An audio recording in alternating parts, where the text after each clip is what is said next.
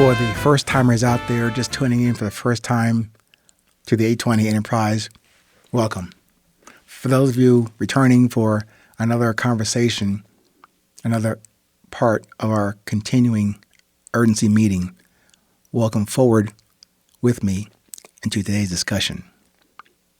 Remember, I don't offer you any answers or solutions to the challenges you will face on your journey. I only offer you mainly one question every day. I want to know, I want you to ask yourself this question.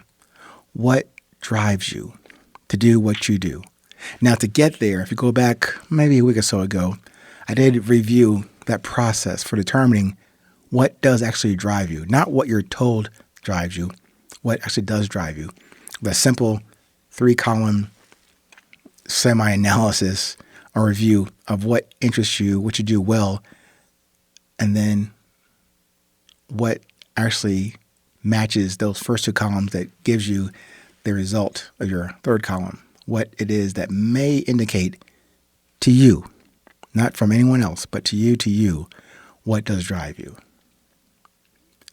But given that context or introduction today, as you saw in the title for this one, finally, an answer for resilience. I just told you I don't give you any answers, but today it said in the title, finally, an answer for resilience. I know that's an unusual dispatch from this 820 Enterprise that I just spoke about.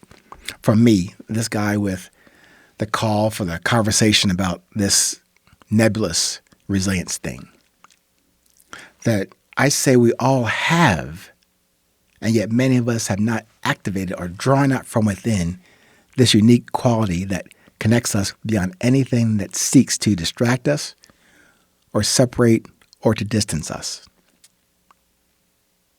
If you have visited with me in some of the previous 800 or so episodes, you probably saw that I offer very few things to you that you would call answers. That is kind of part of my method, or we might say part of my madness in writing the book, or to consistently provide these episodes. The book itself, just as a quick reminder, is called Resilience, the Beauty of Presence, which you can find on the website at 820podcast.com or on Amazon. But I do not provide you through that book or through any of these previous episodes with answers to your daily challenges or even in these what I call urgency meetings every day. I usually provide you with approaches and more questions for you to consider as you self-discover, uncover, and or recover your access to your resilience. So even though I don't provide you, I do provide you with my own experiences and my journey into and through resilience. I show that to you maybe and only examples of maybe what not to do on your journey towards your daily and moment-to-moment resilience. I offer you my example as a process model, not for you to follow necessarily, but perhaps only as a low-level example for you to step over or leap over and into your own resilient greatness and grace. As I said in the preamble to the book, Resilience, the Beauty of Presence, maybe you can take my words in writing and now in audio with a very microscopic grain of salt and use my stories as areas of error to avoid on your journey, your newly defined journey, your newly refreshed journey today.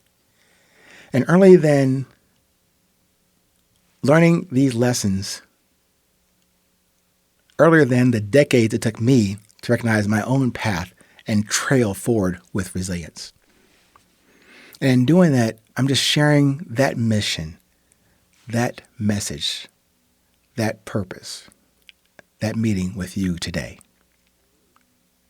If you notice, in most of the 820 episodes in library, I typically share more questions than anything resembling, even close to resembling, answers on this journey. Even though I clarify the preponderance of more and the best questioning approach that I can observe and communicate with you on a daily basis, I can do that. I also stated that not just with more questions, not more questions, it's about the quality of your questions in and of your resilience.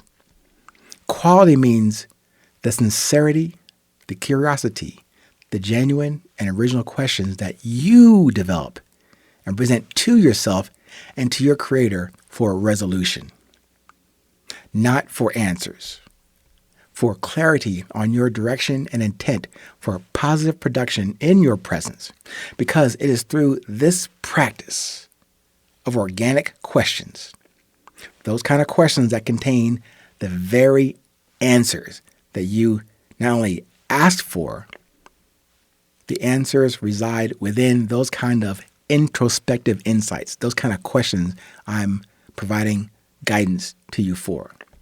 It's not an A, then B proposition. No. Voicing and defining your own organic question. Organic meaning, just for clarity and for context. When I say organic, I mean your own sincere, original, curious, and genuine questions that only you can ask of yourself and of your creator. That's where the work appears and where that work grows for you to address, to tend to. So as I said it earlier, I finally have an answer for you under the concept and context of our common resilience. Are you ready? The answer for you on this journey in resilience is this. The answer is in the action.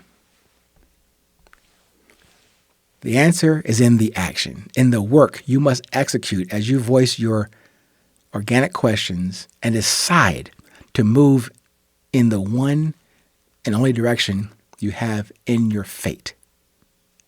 Let me say that again. The answer is in the action, in the work you must execute as you voice your organic questions and decide to move in the one and only direction you have in your fate, forward in the present moment, never backwards in thought or wish or lament or cries. Always positive production forward, and from the only place you can ever do this, from the beauty of your presence, built by and upon the introspective infrastructure of your defined desire, discipline, and drive. The answer for your resilience. The answer is in the action. You're welcome. Take care, stay current, stay present, and remember, no matter where you are in this world, it is always 820.